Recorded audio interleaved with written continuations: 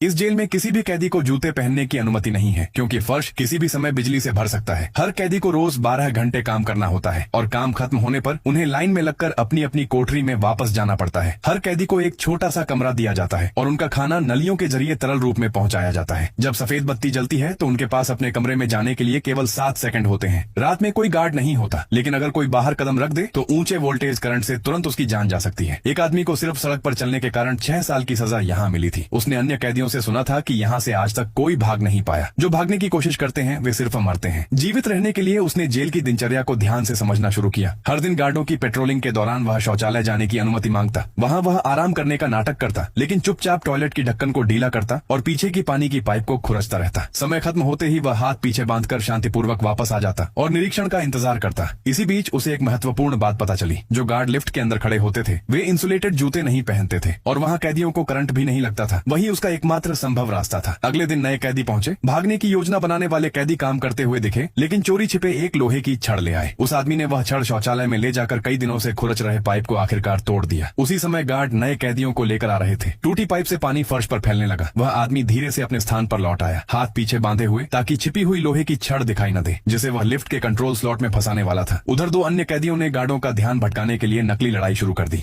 यही वह पल था जिसका वह इंतजार कर रहा था। उसने लोहे की छड़ें लिफ्ट के कंट्रोल स्लॉट में घुसेड़ दी। तुरंत अफरा तफरी मच गई। गार्डों के पास हथियार थे, लेकिन उनकी संख्या कम थी। वे रेडियो में चिल्लाने लगे कि कंट्रोल रूम फ्लोर को बिजली से भर दे, लेकिन जैसे ही करंट फैला कैदी एकदम उछलकर मेजों पर चढ़ गए। जो नहीं चढ़ पाए वे तुरंत करंट की चपेट में आ गए। फर्श पर फैला पानी शॉर्ट सर्किट का कारण बना और पूरी पावर सिस्टम बंद हो गई। बचे हुए गार्ड बिल्कुल लाचार थे। कैदियों ने उनके हथियार उठा लिए, कंट्रोल रूम पर धावा बोला और सारे सुरक्षा सिस्टम बंद कर दिए। एक एक करके सभी कोठरियों के दरवाजे खुल गए। जेल एक झील के बीच बनी थी। चारों तरफ सिर्फ पानी था। कोई और रास्ता न होने पर कैदी झील में कूद गए और दूर किनारे की ओर तैरने लगे।